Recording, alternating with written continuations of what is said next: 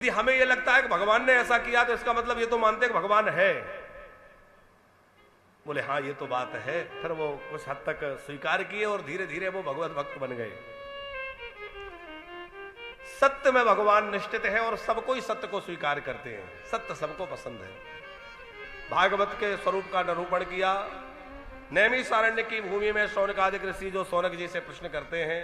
मूल में 6 प्रश्न हैं। जीव मात्र का कल्याण कैसे हो, शास्त्रों का सार क्या है, ईश्वर जन्मा है तो जन्म क्यों लेता है, और यदि अवतार लेते तो कितने अवतार हैं, 5वां प्रश्न जीवन का लक्ष्य क्या है, और 6वां प्रश्न धर्म किसकी शरण में रहता है। ये 6 प्रश्न ऋषियों ने किए। सूत जी महाराज कहते हैं ऋषियों कल्याण का एक ही साधन है, एन केन प्रकारेण भगवान के भजन में लग जाओ, उसी से कल्याण होगा। कई लोग कहते हैं महाराज जी हम पूजा पाठ नहीं करते, हम तो अपना कर्म जो है उसी को बढ़िया से करते हैं, कर्म ही पूजा है। ऐसा लोगों की मान्यता है और वो अच्छी है। कर्म को निष्ठापूर्वक करना ही चाहिए, लेकिन अपने कर्म को निष्ठापूर्वक करने से व्यक्ति को लोक में सुख मिलेगा और स्वर्ग आदि लोक मिल जाएंगे, लेकिन उसको भगवान की प्राप्ति नहीं होगी। यज्ञ आदि सकाम भाव से करने वालों को भी लोक में सुख मिल जाएगा और परलोक में जाएंगे तो स्वर्ग आदि मिल जाएंगे और उत्तम लोक मिल जाएंगे, लेकिन भगवान नहीं मिलेंगे। भगवान कब मिलेंगे? जब निष्काम भाव से भगवान का भजन किया जाए, भगवत प्राप्ति के लिए किया जाए। बिना भजन के भगवान नहीं मिलेंगे। इसलिए भगवत प्राप्ति के लिए भजन अवश्य करें।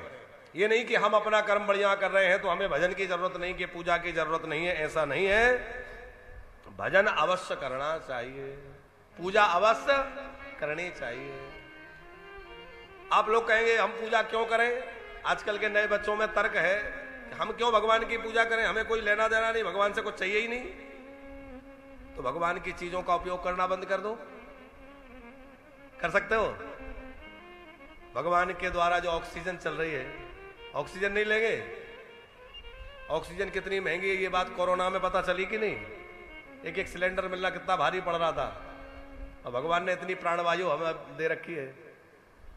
पीने के लिए पानी आजकल तो श्रीवास्तव जी हमने सुना है 2-2 हजार 3-3 हजार रुपए लीटर भी पानी बिक रहा है।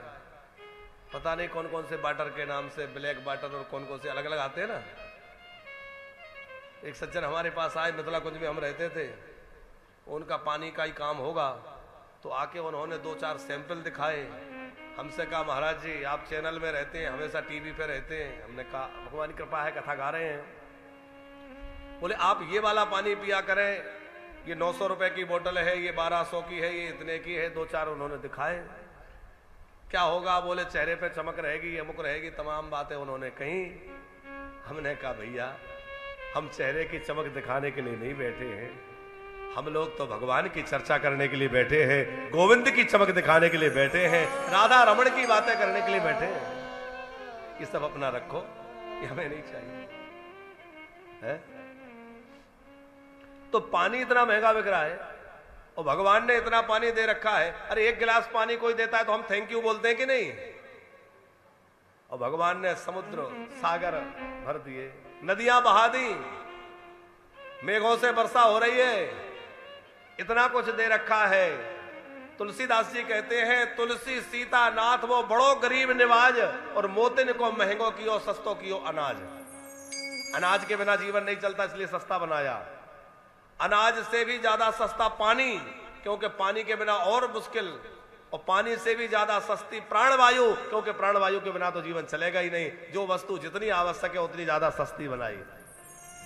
तो जिसने हमें इतना सब दिया है, इतने फल, इतने सुंदर प्रकृति, इतने भोजन के पदार्थ, तो ऐसे परमात्मा का हमें कुछ ना कुछ धन्यवाद करना चाहिए कि नहीं? वो धन्यवाद ही पूजा है। अब आप स्तुति के रूप में करें, पूजा के रूप में करें, चाहे जिस रूप में करें, पर धन्यवाद तो बनता है कि नहीं? सबई पुंसा परो धर्मो यतो भक्तिरदोक्षजे अहेतुक प्रतिहता ययात्मा संप्रसीदति।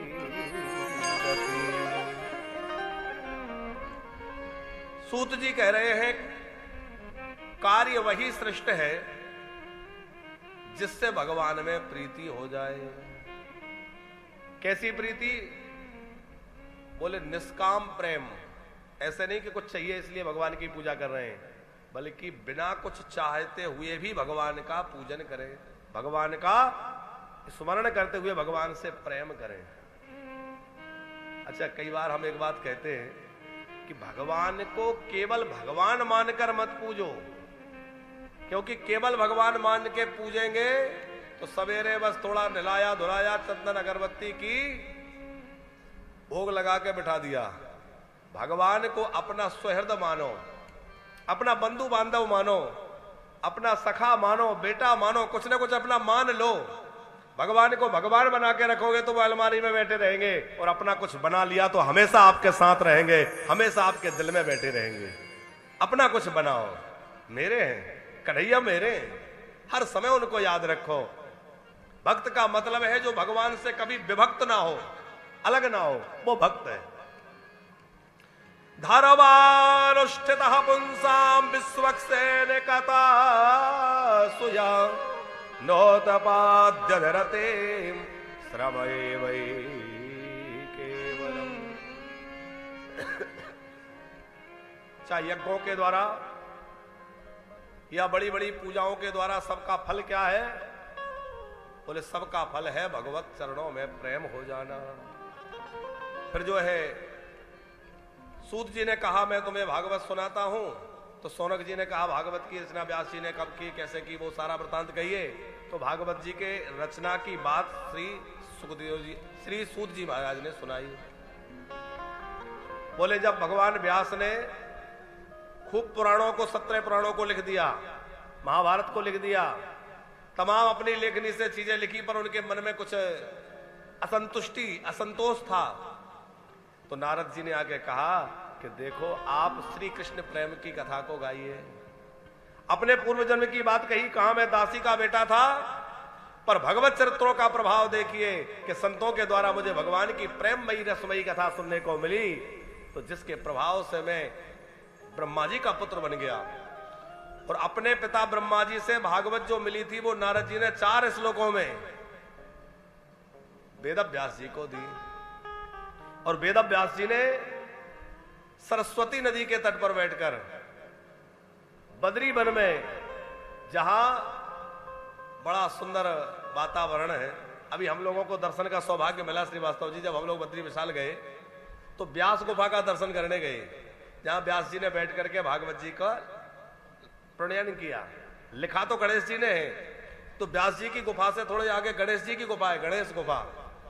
तो ऐसी कथा है कि व्यास जी श्लोक गाते थे और गणेश जी लिखते थे, और गणेश जी ने एक शर्त रखी थी कि आप जो है लगातार बोलेंगे, क्योंकि मेरी लेखनी रुकना नहीं चाहिए, मैं लगातार लिखूंगा। व्यास जी ने सोचा कि भाई नित्य नियम कैसे होंगे, नित्य कर्म कैसे करेंगे, तो व्यास जी ने भी एक शर्त रख दी कि मैं कुछ भी बोलूं तो आप बिना सोचे समझे मत लिखना, सोच समझ के लिखना। बोले ठीक है। अब व्यास जी को अपना नित्य नियम, कुछ नियम नित्य कर्म करना होता, तो वो कोई ऐसा श्लोक जानबूझ के बोल देते कि गणेश जी कुछ देर तक के लिए उसमें उलझ जाते, उसको सोचने लगते ये तो देवताओं की लीला है। पर वहां सरस्वती जी के तट पर भगवान व्यास की सुंदर गुफा है, बहुत सुंदर स्थान है। वहां पहाड़ों में बैठकर बेरों के वन में, बेर को संस्कृत में बद्री बोलते हैं, इसीलिए बद्री विशाल का नाम बद्री पड़ा, क्योंकि लक्ष्मी जी बद्री का माने बेर के पेड़ के रूप में वहां प्रकट हुई थी। अभी हमने वहां की कथा में पूरा वृतांत सुनाया था कि भगवान विष्णु तपस्या कर रहे थे, तो लक्ष्मी जी को लगा कि बर्फ बरस रही है, तो लक्ष्मी जी एक जो है बेरी का पेड़ बन करके वहां खड़ी हो गई, बद्री वृक्ष। तो भगवान ने कहा कि लक्ष्मी नारायण तो मैं सब जगह कहलाता हूं, पर यहां मैं बद्री नारायण कहलाऊंगा, क्योंकि तुम बद्री बन करके आई हो। तो वो बद्री वन में ही भगवान नारायण विराजमान है। और वहीं वेद व्यास जी ने बैठकर भागवत जी की रचना की, पर सोचने लगे किसको दें। विचार आया कि इसको प्राप्त करने के लिए योग्य तो सुखदेव है, क्योंकि वो वीतरागी है, परमहंस है, पूर्ण वैरागी है और परम प्रेमी है। भागवत वैराग्य से भी भरा है, ज्ञान से भी भरा है और भक्ति का तो शिखर है। शुष्क ज्ञानी हो वो भागवत को नहीं समझ सकता, झूठे वैराग्य में फंसा हुआ व्यक्ति भागवत को नहीं समझ सकता। जिसके अंदर सरसता हो, प्रेम हो और जो भक्ति के भाव से भरा हो, वही भागवत के रहस्य को जान सकता है। तो सुखदेव जी को भागवत का अध्ययन कराया, उसके बाद राजा परीक्षित के जन्म की कथा सुनाई है। जिस समय महाभारत का युद्ध पूरा हो गया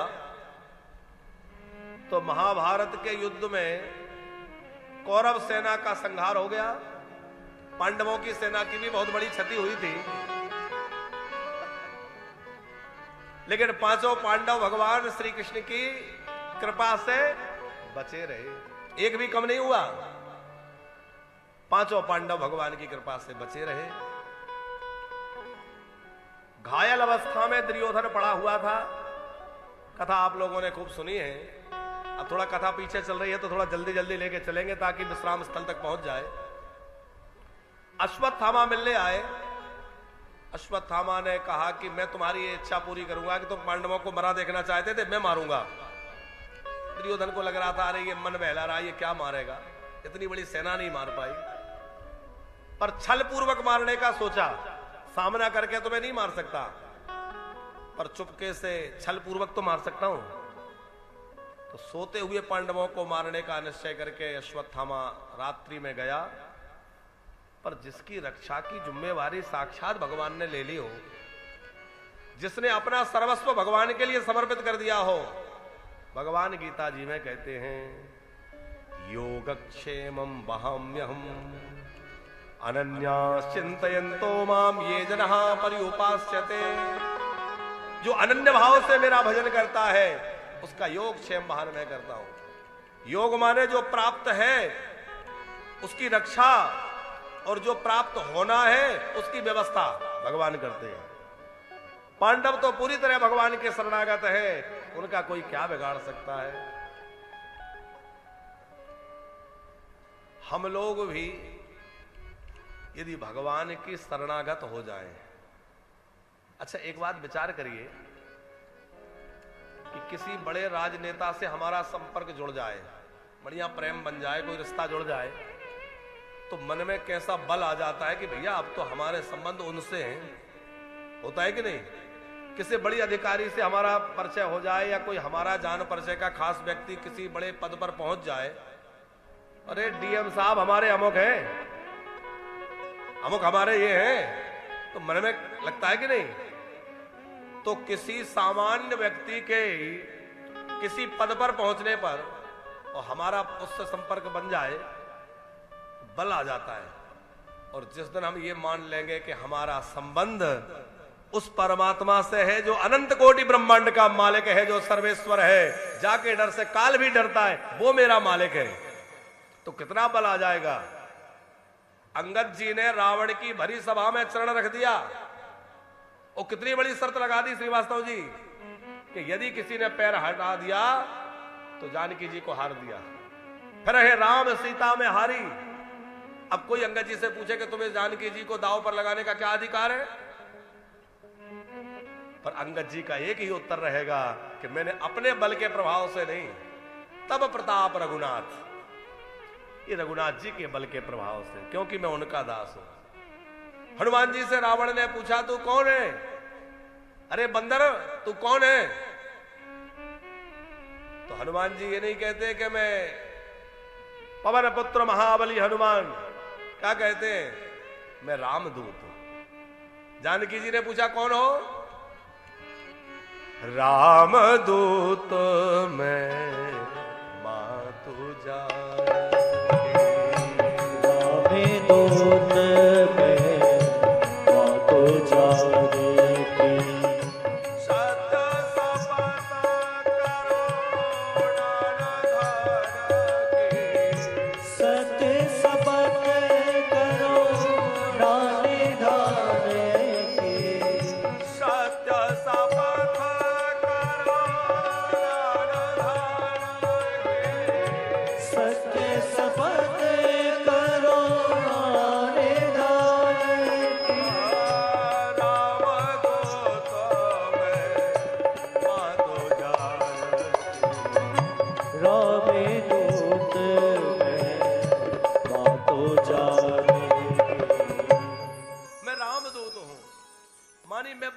उनका हूं।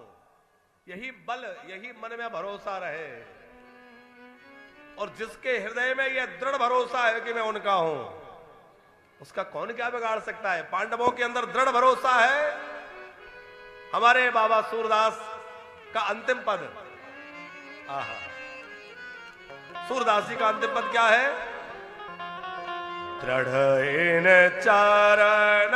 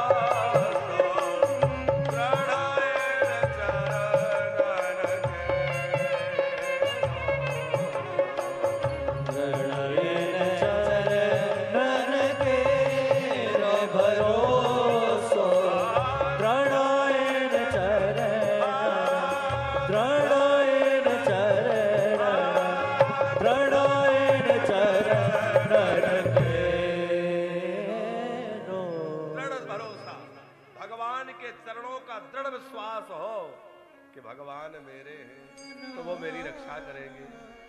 पांडवों के अंदर दृढ़ भरोसा है। जिस समय पितामह भीष्म ने बड़ा भारी संग्राम करने का निर्णय कर लिया कि कल का युद्ध बड़ा निर्णायक होगा, तो श्री कृष्ण सोच रहे थे कि अर्जुन घबरा रहे होंगे, डर रहे होंगे। जाके देखा तो अर्जुन बड़े आराम से सो रहे हैं। अर्जुन, पता है कल तुम्हें किसका सामना करना है? महारथी पितामह भीष्म, और तुम इतने मौज से सो रहे हो, तुम्हें जरा भी चिंता नहीं है?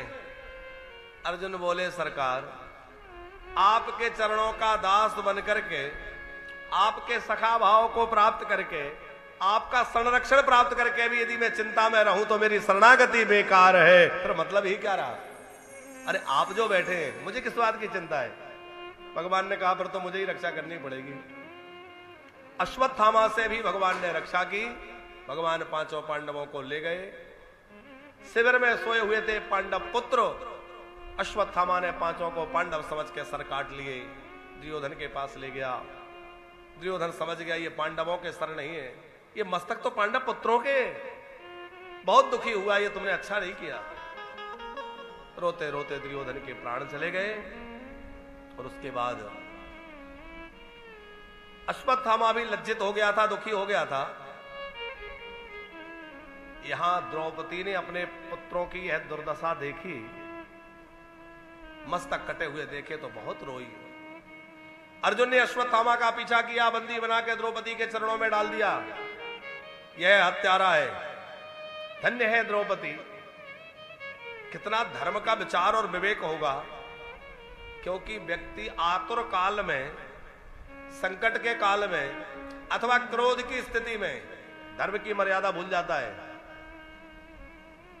भरत जी भी कह रहे हैं, आरत काह न करही को कर्मू। आर्त व्यक्ति क्या नहीं कर देता? अब आप वो दृश्य विचार करिए कि 5 बेटे जिसके लहू लुहान सामने पड़े हों और वो भी मस्तक काट दिए, कितनी निर्ममता से हत्या करी। और कोई बहुत पुरानी घटना नहीं, सामने सब पड़े हैं, और एक नहीं 5-5 बेटे। अच्छा, युद्ध में करते हुए, युद्ध में लड़ते हुए प्राण चले जाते तो सोचते कि ये तो युद्ध था, पर सोते हुए बच्चों को मारा। लेकिन द्रौपदी के चित्त की स्थिति क्या होगी? वो कह रही है जो हुआ सो हुआ, पर अब जो है इन्हें कोई दंड मत दो, इनको बंधन से छोड़ दो, इनको प्रणाम करो, इनका सत्कार करो, क्योंकि ये ब्राह्मण देवता है। उस अश्वत्थामा में द्रौपदी को हत्यारा नहीं दिख रहा, क्या दिख रहा है? ब्राह्मण। उसकी दृष्टि कितनी ऊंची होगी। तब तो श्री कृष्ण ने द्रौपदी को इसका पानी का पंप बंद कर दो या तो पानी डाल दो, इसलिए कर रहा है ऐसे। तो द्रौपदी को श्री कृष्ण ने अपना नाम दे रखा है। श्री कृष्ण का नाम कृष्ण है और द्रौपदी का एक नाम कृष्णा है। अपना नाम दे रखा है द्रौपदी को, क्योंकि द्रौपदी दया की साक्षात मूर्ति है, दया का स्वरूप है। बड़े भैया जो है युधिष्ठिर का भी यही मन था, क्योंकि वो धर्मावतार हैं कि आखिर ये ब्राह्मण है, इनको मारने से क्या होगा। अरे युद्ध में इतना खून खराबा हुआ है, उसी का परिणाम है कि आज हमें भी अपने बच्चों के ये दशा देखनी पड़ रही है। क्योंकि युधिष्ठिर का मानना यह है कि हमने भी बहुत रक्त बहाया है, और जिसने रक्त बहाया है उसको भी ये मंजर देखना पड़ेगा। हमने राज्य के लोभ में, सिंहासन के लिए इतना रक्त बहाया, इतना खून खराबा किया, परिणाम तो हमें भी भोगना पड़ेगा। हमारे 5-5 बेटे चले गए। युद्ध में जो क्षति हुई वो तो हुई, पर आज यह अपूर्णीय क्षति, पर इसमें अश्वत्थामा का दोष नहीं है, ये हमारे प्रारब्ध का दोष है। ऐसा मानकर युधिष्ठिर कह रहे हैं छोड़ दो। अर्जुन ने कृष्ण की ओर देखा, श्री कृष्ण बोले देखो ब्राह्मण तो कोई भी हो उसको कभी दंड देना ही नहीं चाहिए, प्राण दंड तो ब्राह्मण को देना ही नहीं चाहिए, और आतंकवादी कोई भी हो उसकी जात पात नहीं देखनी चाहिए, उसको तो समाप्त कर देना चाहिए। अब 2 तरह की बात हो गई। अर्जुन समझ गए क्या करना है। ब्राह्मण का अपमान भी ब्राह्मण की मृत्यु ही है। अपमानित करके अश्वत्थामा को छोड़ दिया। बाद में उसने ब्रह्मास्त्र चलाया। जलते हुए अस्त्र को देखकर उत्तरा ने भगवान से प्रार्थना करके अपने रक्षा की बात, अपने गर्भ की रक्षा की बात कही। भगवान ने उत्तरा के गर्भ की रक्षा की। बाद में भगवान जब द्वारिका जाने लगे तो कुंती माता ने भगवान की बड़ी प्यारी स्तुति गाई है, और कुंती की स्तुति भागवत की पहली स्तुति है। और भागवत रहस्य को समझना है तो भागवत में जो स्तुतियां हैं, ये कुंती जी की स्तुति है, प्रपितामह भीष्म की स्तुति है, ध्रुव जी की स्तुति है, प्रहलाद जी की स्तुति है, ये जो स्तुतियां हैं इनको जरूर पढ़िए। सप्ताह क्रम में प्रायः स्तुतियां छूट जाती है, क्योंकि कथाएं बहुत है। हमारा तो मन ऐसा है श्रीवास्तव जी कि कभी केवल स्तुतियों पर कथा हो, कुंती स्तुति, भीष्म स्तुति, क्योंकि इनमें एक एक श्लोक ऐसा है जो भागवत धर्म को प्रकट करने वाला है। भागवत धर्म का वास्तविक स्वरूप जो है वो श्रीमद् भागवत में आई हुई स्तुतियों में छुपा है। आप लोग भी कभी भागवत को ग्रंथ पढ़े तो स्तुतियां अवश्य पढ़ा करें। इसमें भक्त के हृदय की आर्त स्वर, उसकी पुकार, उसके मन के भाव, वो सब स्तुति के माध्यम से प्रकट होते हैं कि भक्त के अंदर कैसे दैन्य होना चाहिए, कैसी भावना होनी चाहिए। अनुकूल परिस्थिति में भगवान की कृपा का अनुभव करना ये तो साधारण बात है, पर प्रतिकूल से प्रतिकूल परिस्थिति आ जाए, घोर संकट जीवन में आ जाए और फिर भी यही माने कि मेरे गोविंद की बड़ी कृपा है, ये सबसे बड़े भक्त का लक्षण है। सच्चा भक्त वैष्णव वही है जो कठिन से कठिन परिस्थिति में भी ये सोचे कि मेरे प्रभु की बड़ी कृपा है। नहीं तो सुख के समय में तो हमें लगता है कि भगवान की कृपा है, तो थोड़ा सा दुख आ जाए तो फिर उलाहना देने लगते हैं, भगवान ने ऐसा किया, भगवान ने ऐसा किया। भगवान ने दिया ही क्या है, भगवान ने किया ही क्या है। लेकिन कुंती जी कह रही हैं, प्रभु आपने मुझ पर बड़ी कृपा करी है। जो माता अपनी देवकी मैया पर नहीं की, वो कृपा मुझे मिली। भगवान बोले वो कैसे? बोले आपने देवकी की रक्षा तो की, पर देवकी के पुत्रों की रक्षा कंस से नहीं की। कंस ने देवकी के पुत्रों को पछाड़ दिया, आप बचाने नहीं आए। हाँ, देवकी को तो बचाया, लेकिन मैं सोचती हूं कि आपने मेरी तो पग पग पर रक्षा की ही, मेरे 5 बेटों की रक्षा भी आपने की, एक भी बेटा कम नहीं हुआ, तो मेरे ऊपर बड़ी कृपा है। यथा हृषिकेशेन खलेन देवकी कंसेन रुद्धाति चिरं सुचार्पिता विमोचिता हम च सहात्मजा विभव त्वयैव नाथेन्मुहुर्विपद्गणा। बड़ी प्यारी कुंती माता की स्तुति है। भगवान ने सोचा कि चलो आज द्वारिका नहीं जाते, रुक गए।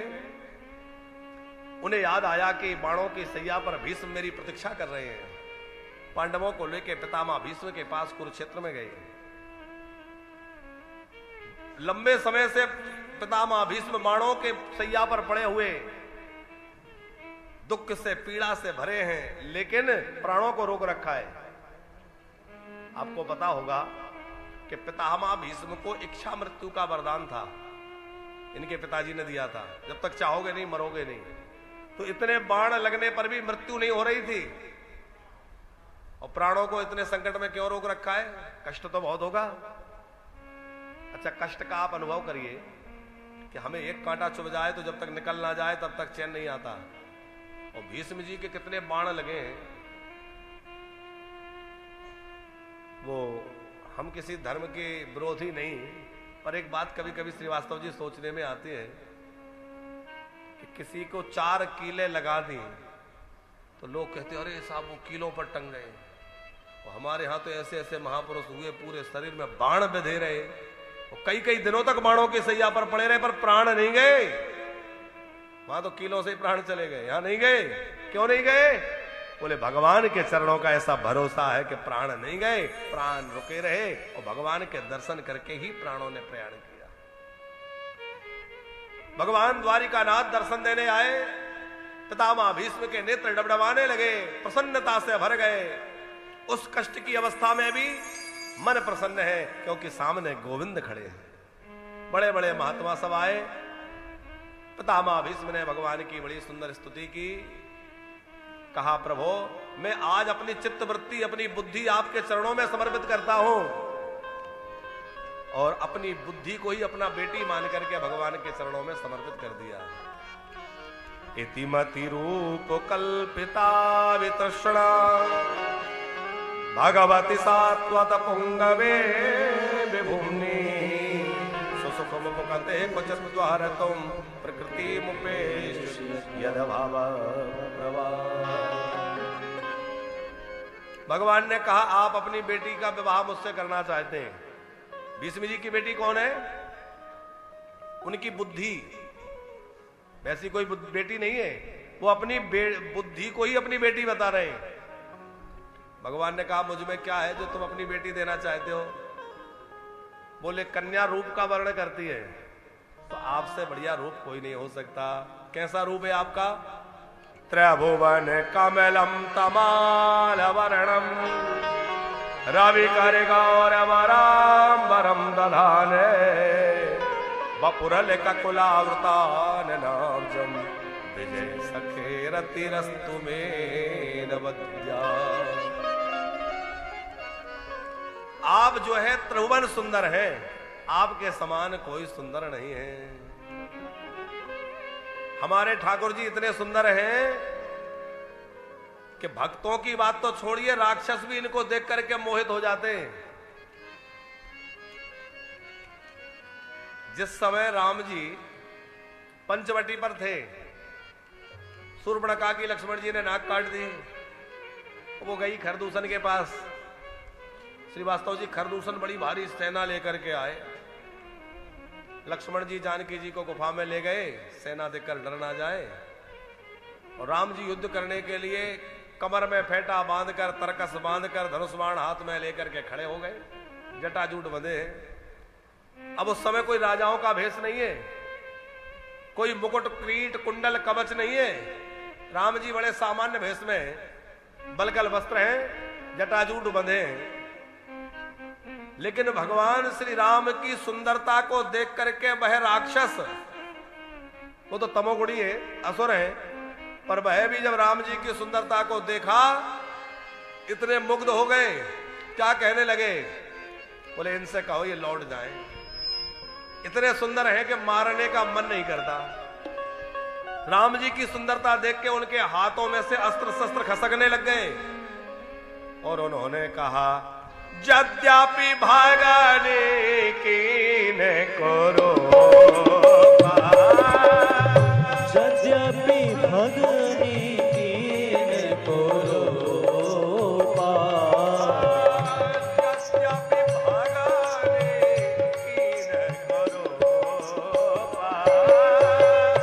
यद्यपि भगने की न करो,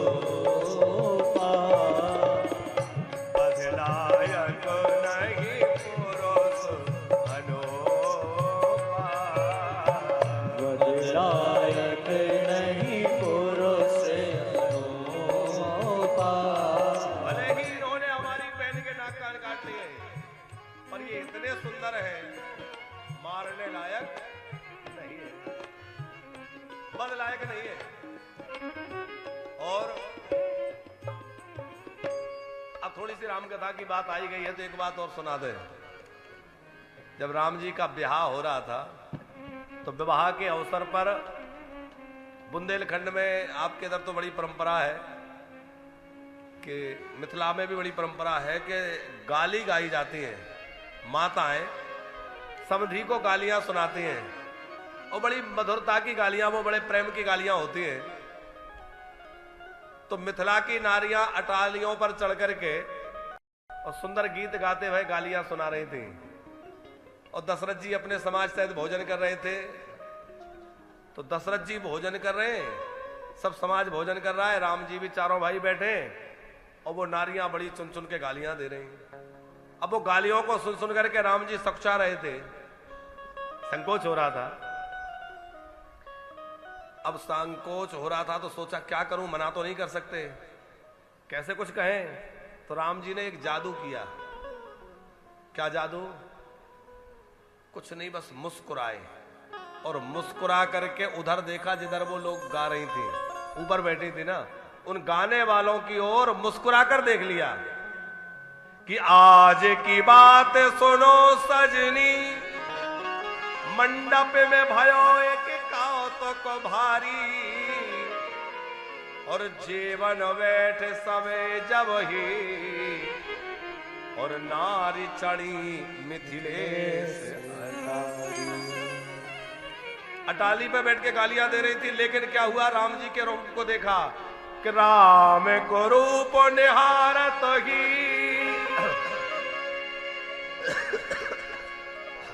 मोह गई सब गावन हारी, और भूल गई अवधेश को नाम, तो देने लगी मिथिलेश को गाया। अब दे तो रही थी दशरथ जी को गाली और राम जी ने मुस्कुराया तो वो देना भूल गई कि किसको क्या कहना है, अपने ही राजा जनक जी को गालियां देने लगी। और राजा जनक को गालियां देने लगी। ये बात जब दशरथ जी ने सुनी, हसत राव सुनी सहत समाजा, हसत राव सुनी सहत समाजा, भोजन करत बोल जब राजा, भोजन करत बोल जब राजा। हसत राव सुनि सहत समाजा। दशरथ जी हंस पड़े कि धन्य हो तुम लोग, अपने ही राजा को गालियां दे रही हो। तो ऐसी मिथिला की नारियां, और मिथिला की नारियां तो जो है सो ठीक ही है। ये क्रिया किसने, ये जादू किया राम जी की सुंदरता ने, क्योंकि राम जी की सुंदरता है ही ऐसी जो एक बार देख ले वो दीवाना हो जाता है। हाँ, पे चलाए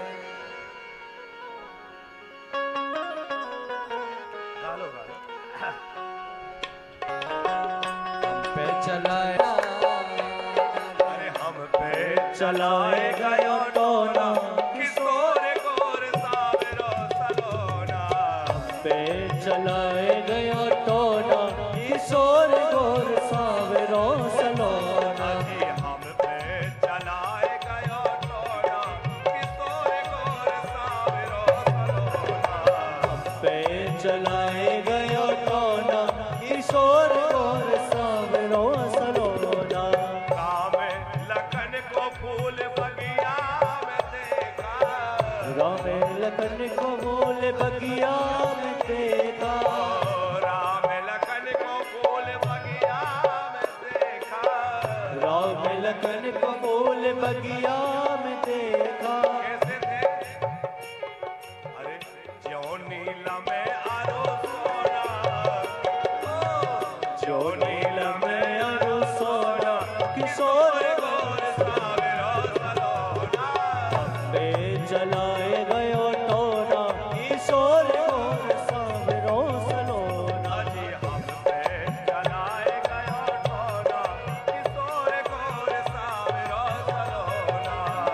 पे चलाए गयो टोना, किशोर गोर सावरो सलोना।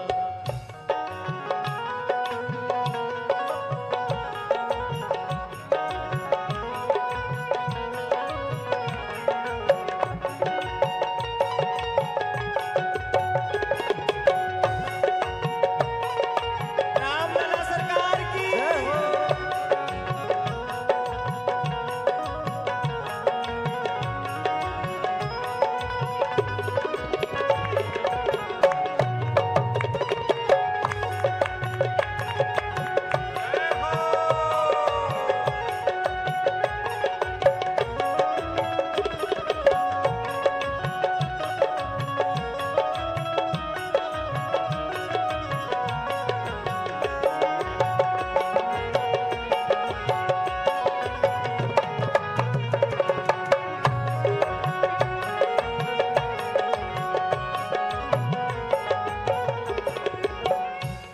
एक सखी जानकी जी से कह रही है, राम जी को देख मैंने घूंघट पट कीना। राम जी को देख मैंने घूंघट पट कीना। राम जी को देखो मैंने घूंघट पट कीना। राम जी को देख मैंने घूंघट पट कीना। तो दूसरी सखी ने पूछा कि बाबरी, अरे इतने सुंदर राम जी सामने आए, तूने घूंघट क्यों डाल लिया? अरे देखती उनको। बोले बात ये है कि घूंघट तो मैंने डाला, पर ऐसे ढंग से डाला कि वो मुझे ना देख पाए, मैं उन्हें देखती रहूं। कैसे? खुला रहा एक कोना, जय हो। अरे खुला रहा एक कोना, किशोर गोर सावरो सलोना।